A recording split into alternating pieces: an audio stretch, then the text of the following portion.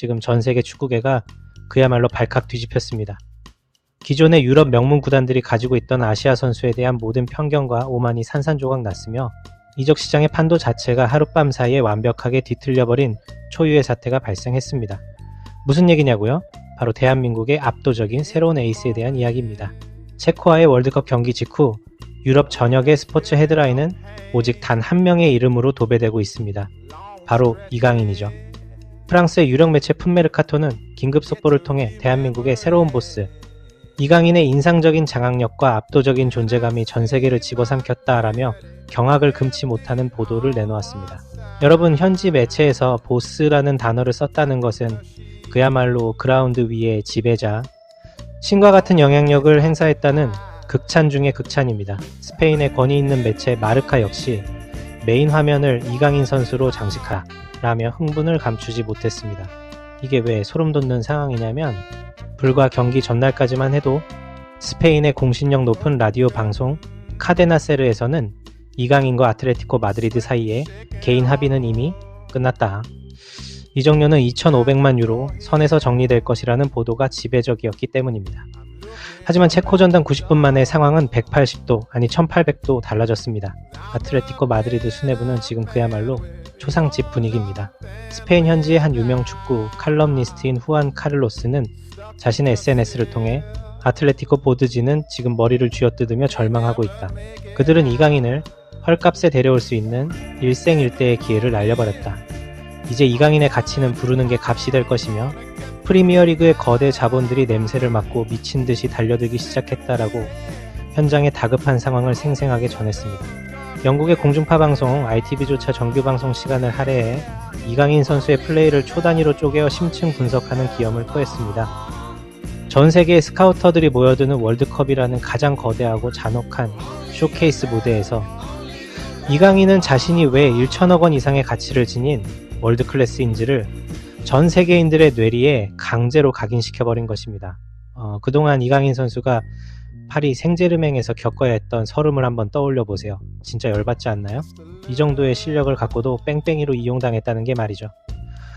축구계의 차가운 현실 속에서 선수의 이적료는 곧 그 선수의 팀 내 입지와 직결됩니다. 이강인 선수는 비교적 저렴한 이적료로 파리 생제르맹에 합류했고 설상가상으로 팀 내에서 주도권을 쥔 파벌들에 밀려 중요한 챔피언스리그 경기나 빅매치마다 벤치를 달궈야만 했습니다. 아무리 훈련장에서 압도적인 폼을 보여주어도 구단 수뇌부와 감독은 이강인 선수를 철저히 외면했습니다. 축구팬들이라면 누구나 가슴을 치며 답답해했을, 참으로 억울하고 피가 거꾸로 솟는 시간들의 연속이었습니다. 하지만 이강인 선수는 묵묵히 칼을 갈았습니다. 그리고 마침내 전 세계 80억 인구의 시선이 집중되는 월드컵 무대, 이것도 강력한 피지컬을 자랑하는 유럽의 강호 체코와의 경기에서 자신을 잠에던 모든 사슬을 끊어내고 완벽하게 비상했습니다. 경기 시작 휘슬이 울리자마자 이강인 선수의 발끝은 마치 마법에 걸린 듯 빛나기 시작했습니다. 체코의 거구 수비수들이 거친 숨을 몰아쉬며 겹겹이 에워쌌지만 이강인 선수는 비웃기라도 하듯 그들의 가랑이 사이로 그리고 무게중심의 역방향으로 물 흐르듯 빠져나갔습니다. 특히 황인범 선수의 동점골을 어시스트하는 장면은 한편의 예술영화와도 같았습니다. 전반 14분 체코의 간담을 서늘하게 만든 강력한 슈팅이 코바르시 골키퍼의 다이빙 선방에 막혔을 때 체코의 벤치는 일제히 얼어붙었습니다. 경기 내내 체코의 핵심 미드필더인 크레이치를 끊임없이 농락하며 멘탈을 완전히 붕괴시키기도 했죠. 이것은 단순히 경기를 이긴 것이 아닙니다. 자신을 한낱 로테이션 자원으로 취급했던 파리 생제르맹 구단을 향한 가장 우아하고도 치명적인 복수극이었습니다. 나를 쓰지 않으면 너희가 얼마나 큰 손해를 보는지 똑똑히 지켜보라는 무언의 압박이자 전 세계를 향해 자신의 진가를 폭발시킨 90분간의 경이로운 대서사시였습니다. 벤치에 앉아 눈물을 삼키던 선수가 이제는 전 세계 매체들로부터 대한민국의 새로운 보스라는 칭호를 받으며 그라운드의 절대자로 군림하게 된, 판을 엎어버리고 상식을 파괴해버린 완벽한 도파민 폭발의 순간이었습니다. 자, 그렇다면 여기서 우리는 한 가지 거대한 의문에 직면하게 됩니다. 대체 왜 파리 생제르맹은 이런 엄청난 선수를 2,500만 유로라는 헐값에 아틀레티코 마드리드에 넘기려 했던 것일까요? 그리고 왜 이강인 측은 체코전 직전까지 아틀레티코와의 최종 계약서에 서명하지 않고 시간을 끌었던 것일까요? 처음엔 대중도 심지어 업계 관계자들도 이강인 측의 행동을 이해하지 못했습니다. 아틀레티코 같은 명문팀이 부를 때 빨리 도장 찍고 탈출해야지. 왜 저렇게 뜸을 들이냐. 그러다 부상이라도 당하면 벤치 신세로 전락할 텐데 미친 짓이다 라며 조롱 섞인 우려를 쏟아냈습니다. 하지만 이 모든 것은 이강인 캠프에 소름 돋도록 치밀하게 계산된 역대급 큰 그림이었습니다.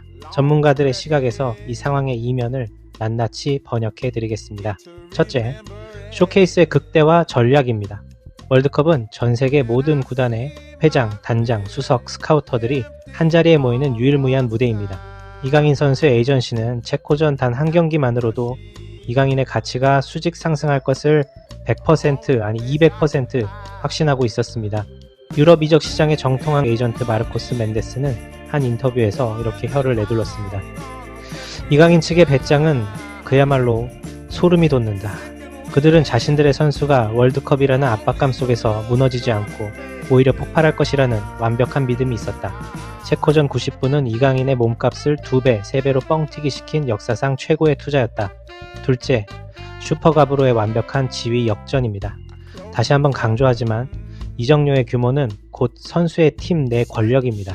만약 2,500만 유로의 아틀레티코로 갔다면 이강인 선수는 또다시 무한 경쟁을 펼쳐야 하는 평범한 영입생에 불과했을 것입니다. 하지만 지금처럼 몸값이 5천만 유로, 아니 7천만 유로 이상으로 폭등하여 이적하게 된다면 어떨까요? 그 팀의 감독은 자신의 목숨을 걸고 이강인 선수를 무조건 주전으로 기용해야만 합니다. 비싸게 사온 선수를 벤치에 앉히는 것은 구단 수뇌부에 대한 반역이자 자신의 전술적 실패를 자인하는 꼴이 되기 때문입니다. 즉, 이강인 선수는 단순히 돈을 더 받기 위해 계약을 미룬 것이 아니라 새로운 팀에서의 확고한 에이스 대우와 주전 보장을 위해 스스로 몸값을 끌어올리는 살떨리는 도박을 감행했고 완벽하게 성공한 것입니다. 셋째, 파리 생제르맹의 딜레마와 자가당착입니다. 파리는 이강인 선수를 적당히 이윤을 남기고 팔아치우려 했던 자신들의 얕은 수 때문에 지금 최악의 위기에 빠졌습니다. 영국의 스포츠 경제학자 데이비드 스미스 교수는 현 상황을 이렇게 분석했습니다. PSG 구단주 알켈라이피는 지금 엄청난 패닉에 빠져 있을 것이다. 이강인을 헐값에 내보내자니 전 세계의 웃음거리가 될 것이 뻔하고 다시 붙잡자니 이미 마음이 떠난 선수에게 엄청난 주급 인상과 주전 보장이라는 굴욕적인 항복 선언을 해야 한다. 이강인이라는 천재를 제대로 활용하지 못한 PSG의 오만함이 스스로의 목을 조르고 있다. 이게 바로 왜 전 세계가 경악을 금치 못하는지 그 진짜 이유입니다. 표면적으로는 벤치 멤버의 반란 같지만 그 이면에는 유럽 거대 자본들의 오만함을 실력 하나로 완전히 박살내버리고 주도권을 쥐어버린 이강인 측의 무자비하고도 완벽한 전략이 숨어 있었던 것입니다. 이강인 선수가 이렇게 단숨에 전 세계 축구계를 쥐락펴락할 수 있었던 근본적인 이유는 무엇일까요? 단순히 패스를 좀 잘하고 킥이 날카로워서? 절대 아닙니다. 이번 체코전에서 이강인 선수가 보여준 스탯은 인간의 한계를 넘어선 그야말로 괴물 같은 수치였습니다. 이 지표들이 왜 기존의 판을 파괴하는 것인지 아주 집요하게 해부해 보겠습니다. 가장 먼저 전 세계 전문가들을 충격에 빠뜨린 것은 바로 공격 진영에서의 패스, 18의 시도, 18의 성공, 즉 성공률 100%라는 미친 기록입니다. 수비 진영에서 공을 돌리며 쌓은 100%가 아닙니다. 상대의 가장 촘촘하고 거친 압박이 들어오는 파이널 서드 공격 지역에서 창조적인 킬러 패스를 시도하면서 단 한 번의 실수도 없었다는 뜻입니다.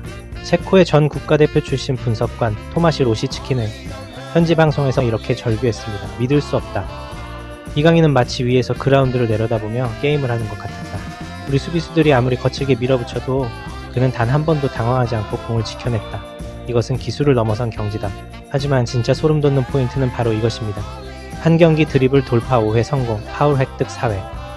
축구 통계 전문 매체 옵타가 발표한 자료에 따르면 이 기록은 2018년 러시아 월드컵 준결승전에서 맹활약했던 에당 아자르 이후 처음으로 나온 진기록입니다. 프리미어리그를 그야말로 씹어먹으며 크랙의 대명사로 불렸던 전성기 시절의 아자르. 카타르 월드컵에서도 음바페나 메시조차 세우지 못했던 이 압도적인 기록을 대한민국의 이강인이 달성해낸 것입니다. 더욱이 경합 상황 14회 중 10회를 승리했습니다. 과거 아시아 선수들은 체력과 피지컬에서 유럽 선수들에게 밀린다는 꼬리표가 항상 붙어다녔습니다. 하지만 이강인 선수는 무게중심을 완벽하게 활용하는 특유의 바디 페인팅과 탄탄한 코어 힘으로 자신보다 머리 하나가 더 있는 체코의 거구들을 말 그대로 종이장처럼 구겨버렸습니다. 이 압도적 무기 하나가 벤치 자원이었던 선수를 1천억 원짜리 황금 거위로 탈바꿈시킨 가장 강력한 이유입니다. 결과적으로 이강인 선수를 적당한 가격에 후려치려 했던 아틀레티코 마드리드는 이제 돌이킬 수 없는 절망의 늪에 빠졌습니다.